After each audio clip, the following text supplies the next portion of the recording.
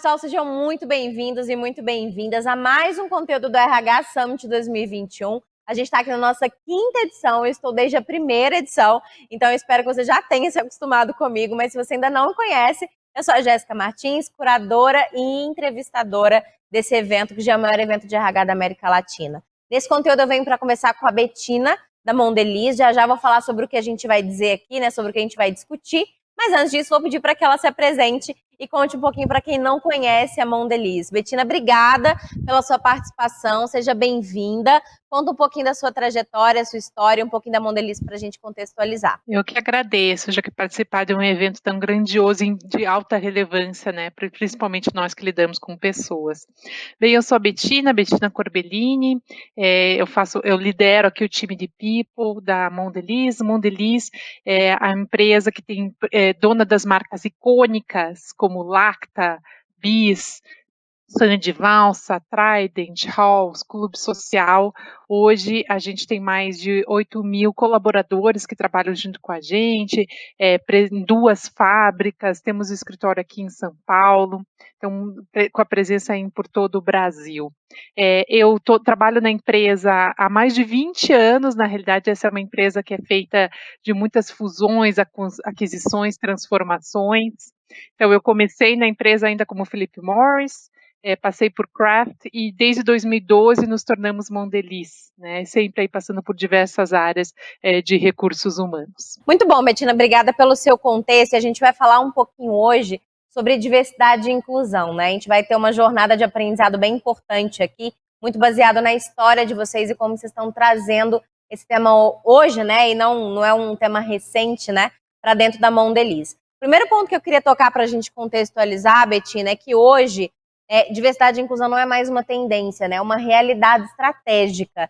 E aí eu queria que você trouxesse um ponto bem legal para a gente, né? Que no alinhamento ali a gente trocou sobre isso, que é a importância de ter a representatividade dos seus clientes dentro da empresa, né? É isso que faz essa pauta estratégica, é um dos principais pontos. Traz para a gente essa sua visão, por favor. É um ponto de extrema relevância para a estratégia de qualquer organização. Aqui na Mondelez a gente tem como um dos pilares estratégicos colocar o consumidor no centro e crescer todos os dias. E um dos elementos críticos para isso acontecer é a parte da inovação. Né? Então você fala, mas aonde, que inovação tem a ver com diversidade? Esse é um dos fatores principais de diversidade. Tem estudos que mostram que empresas inovadoras têm mais de 150% de assumir risco, performam 90% mais. Tem 76% a mais que colocar o consumidor no centro. Então, quando você tem diversidade e inclusão, você permite o teu negócio trazer soluções muito mais criativas e adequadas para os seus consumidores. Eu sempre falo com todos os times aqui dentro, se a gente estivesse numa sala com 9 pessoas iguais a mim, né? Então, uma mulher branca que nasceu no sul do país e a gente for trazer uma solução para um consumidor. É claro que eu chegaria num consenso muito rápido sobre qual o melhor chocolate para aquele consumidor. Agora, se eu tivesse com 9 pessoas diferentes, pessoas homossexuais, com deficiência, preto e pardo, com diferentes experiências de diferentes partes do país, eu ia conseguir trazer um produto muito mais representativo e inclusivo. E isso vai permitir que a empresa, obviamente, cresça e coloque o consumidor no centro. Então, é dessa forma que a diversidade e inclusão tem um impacto altíssimo em ativar a estratégia da organização, em execução, sempre colocando o cliente e o consumidor no centro. E quando foi que vocês começaram a trazer essa pauta para a estratégia, Bettina? E o que foi que mudou de lá para cá no dia a dia das pessoas? Essa é uma jornada, né, Jéssica? Eu diria que a gente começou mais ativamente há uns 10 anos atrás e muito focado na equidade de gênero. E lá atrás a gente tinha o quê? 20% de mulheres na liderança. E hoje nós já temos 45% de mulheres na liderança e eu espero muito em breve voltar aqui e já falar que a gente tem 50% ou mais de mulheres na liderança. O que mudou é que agora a gente amplia a nossa perspectiva e visão. Então, hoje a gente coloca a estratégia em 3 pilares. O primeiro dele tem a ver com os colegas, onde estão os grupos de afinidade, né? Então, a gente saiu de um grupo de afinidade agora para 4 grupos. Então, além da equidade de gênero, pretos e pardos, a inclusão de pretos e pardos, LGBTQ e também a questão de PCDs. Então, esse é o grupo de colegas. O grupo de cultura, porque não adianta você atrair toda essa diversidade se você não tem políticas afirmativas e de equidade para a inclusão de toda essa diversidade. Então, a cultura é um pilar crítico e que passa bastante na educação, principalmente da liderança e de todos os colegas, para que a gente possa entender quais são aqueles vieses inconscientes e como que a gente pode partir para a ação e fazer a diferença, ser um agente de transformação aqui dentro e para a nossa sociedade. E o terceiro tem a ver com a comunidade. Então, como que a gente atua e impacta, não só dentro da Mondelez, mas com todos os parceiros que trabalham aqui dentro, ou como que a gente pode ajudar essa sociedade também a fazer a diferença, a cada vez ter mais políticas afirmativas que ajudem na inclusão. Então, através desses 3 pilares, a gente saiu de um foco específico de gênero para colocar muito mais amplo, ampliando os grupos de afinidade e ampliando o nosso foco de atuação. Tem também todo um trabalho de desenvolvimento de pautas importantes internamente, né, Betina? Não é todo mundo que tem informação, inclusive falei disso recentemente aí nas minhas redes sociais, que a informação me trouxe uma percepção do mundo e da pauta diversidade e inclusão muito diferente. E nem todo mundo tem acesso a essa informação ou quer ter acesso a essa informação. Teve um case legal, né, que eu queria que você comentasse, legal, né, mas que ilustra bem o que a gente está dizendo aqui, é quando a gente fala sobre, por exemplo, racismo estrutural. É uma conversa que a gente precisa ter e que a empresa tem que ter muita coragem para trazer isso de forma para todo mundo e colocar isso na mesa para a gente discutir, as pessoas se perceberem. Vocês passaram por um processo como esse aí, né? Conta pra gente como foi. Acho que o mais legal é quando a gente tem colegas que contam a história deles. Então, agora em março, a gente teve nossa primeira semana inteira de diversidade e inclusão.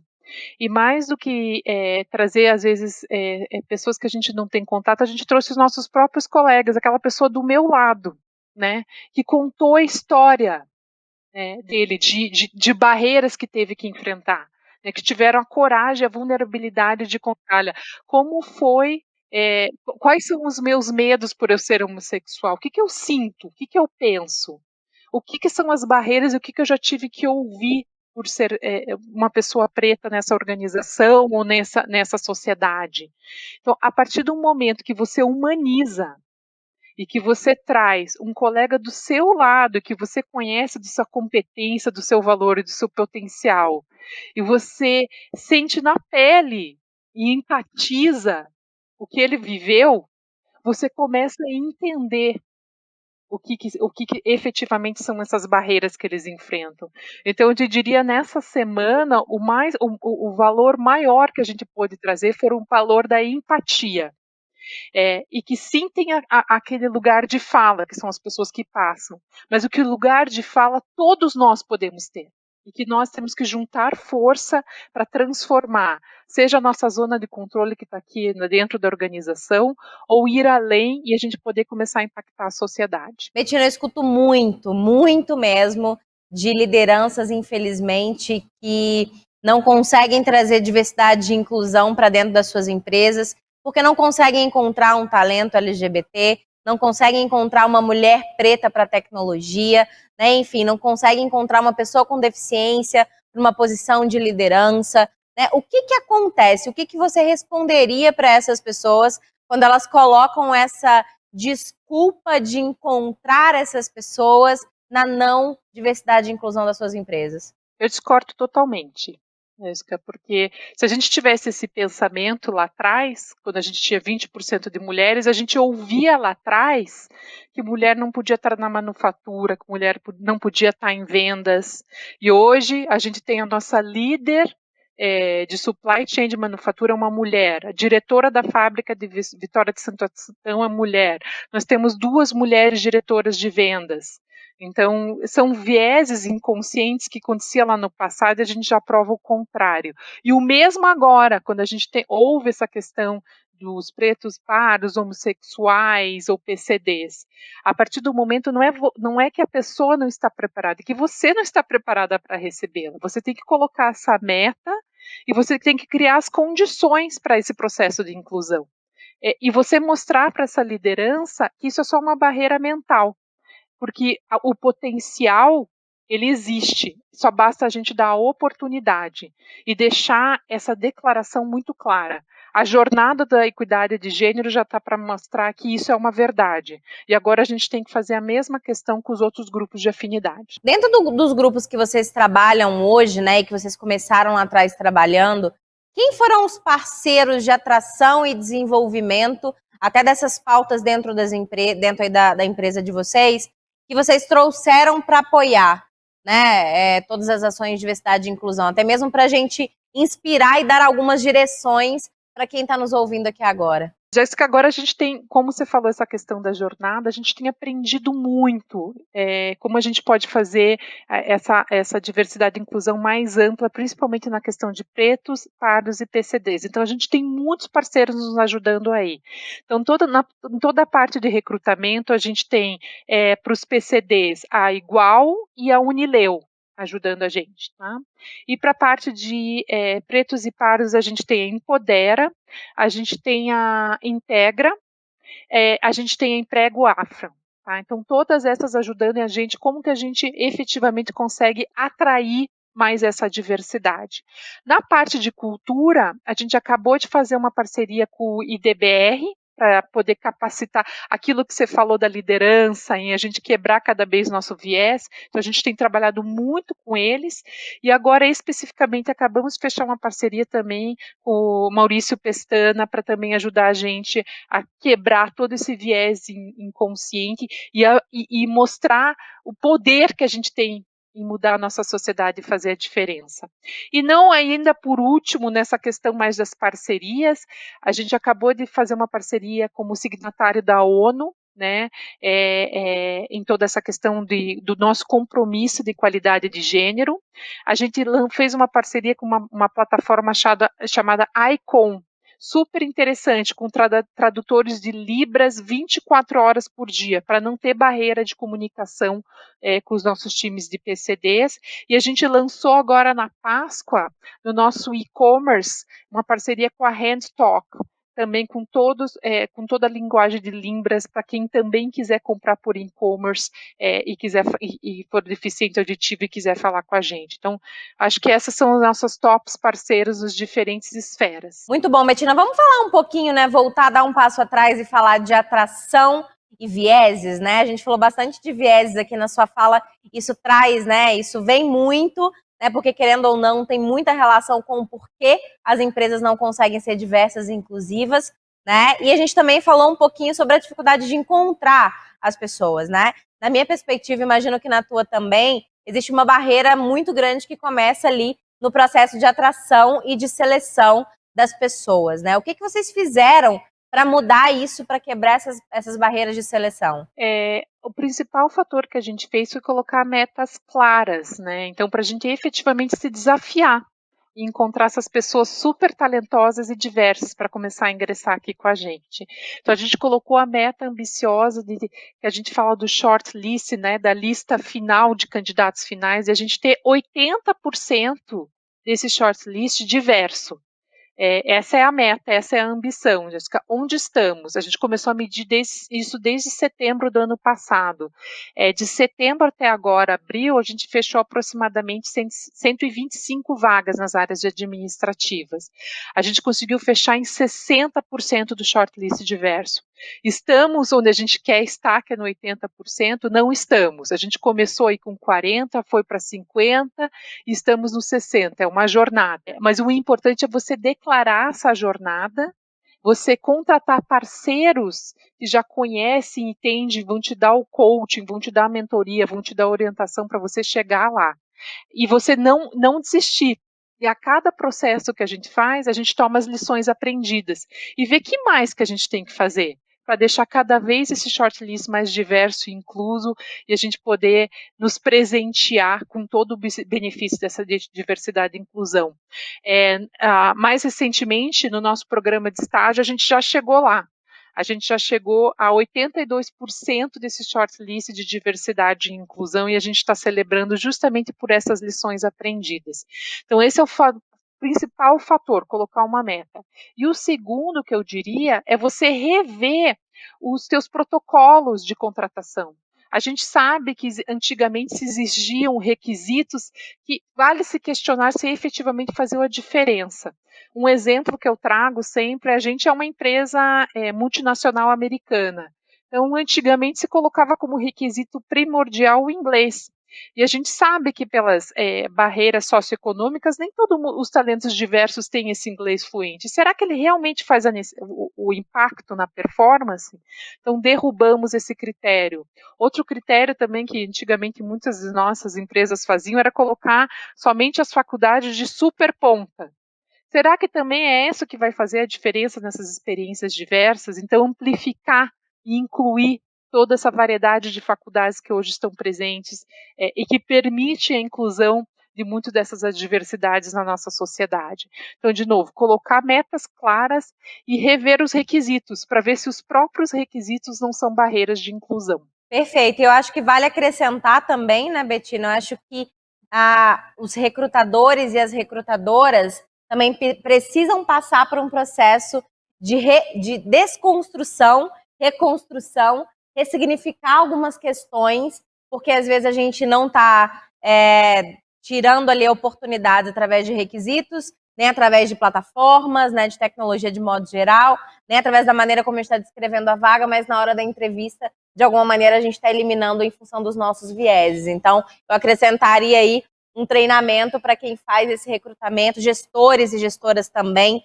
né, para que possam entender todo esse processo e incluir essas pessoas verdadeiramente no funil, né? Porque se você faz somente uma parte do trabalho, as pessoas começam a chegar, antes não chegavam, elas começam a chegar e elas não descem no funil porque tem uma barreira de viés aí quem está entrevistando. Mas aí, para a gente encerrar, é bem importante a gente falar sobre métricas, né? Você falou bastante de alguns números, algumas conquistas que vocês tiveram ao longo dessa jornada. E eu queria encerrar falando quais são as principais metas e métricas que vocês usam para entender a evolução da Mondelez nessa pauta de diversidade e inclusão. As principais métricas que a gente usa são essas de recrutamento, que eu já te comentei, Jéssica. Então, efetivamente, eu medi quanto que eu estou atraindo e realmente integrando pessoas diversas. E a segunda é quando que a gente vai medindo a evolução desses grupos de afinidade dentro da organização. Então, hoje, a gente mede o de gênero, né? Então, nossa meta, hoje estamos com 45%, a nossa meta é chegar em 50%. Estamos terminando agora o censo, né, termina agora no final de maio, onde a gente está fazendo o censo de 100% da nossa população administrativa de pretos e pardos, para que a gente possa também definir uma meta assertiva daqui até a final de junho, para a inclusão de pretos e pardos, e PCDs, né, que são as pessoas com deficiência. Hoje a gente cumpre a cota, mas eles não estão distribuídos em todas as áreas da organização. Nossa principal oportunidade está nas áreas administrativas. Então, que a gente possa fazer a inclusão aí de 5, 6% também de pessoas com deficiências na área administrativa, tá? Essas são as principais metas e que a gente acompanha mensalmente. Quando você fala de evolução, você está dizendo de permanência da pessoa na empresa ou de evolução de desenvolvimento, de carreira? O que você está chamando de evolução, só para a gente entender? A evolução é a representatividade hoje, mas também a gente tem dentro dos nossos processos sucessórios, essa é uma excelente pergunta, essa é a quebra da métrica, né? Então eu fico vendo de todos os meus sucessores da minha liderança, qual é o percentual de diversidade? Isso é outra métrica que a gente também checa em todos os processos de sucessão, garantindo que tenham todas as diversidades que eu te mencionei agora dos 4 grupos de afinidade. Mulheres, PCDs, pretos e LGBT. Todos isso também a gente avalia no nosso processo sucessório. Perfeito, Betina, foi um prazer te ouvir, um prazer entender um pouquinho sobre como vocês fazem e tratam esse tema hoje na Mondelisa. Eu espero que tenha agregado para quem está nos ouvindo também. Quem quiser continuar esse papo com você, como que te localiza no LinkedIn? É só procurar lá por Betina Corbellini, vai ser um prazer. Eu sou apaixonada por esse tema e a gente tem usado muito dos aprendizados, seja dos parceiros ou seja de outras empresas, para a gente poder aprender e poder implementar mais rápido. Então foi um prazer estar aqui com vocês. Acho que quem quiser trocar ideia, me procura lá no LinkedIn que a gente marca um cafezinho virtual.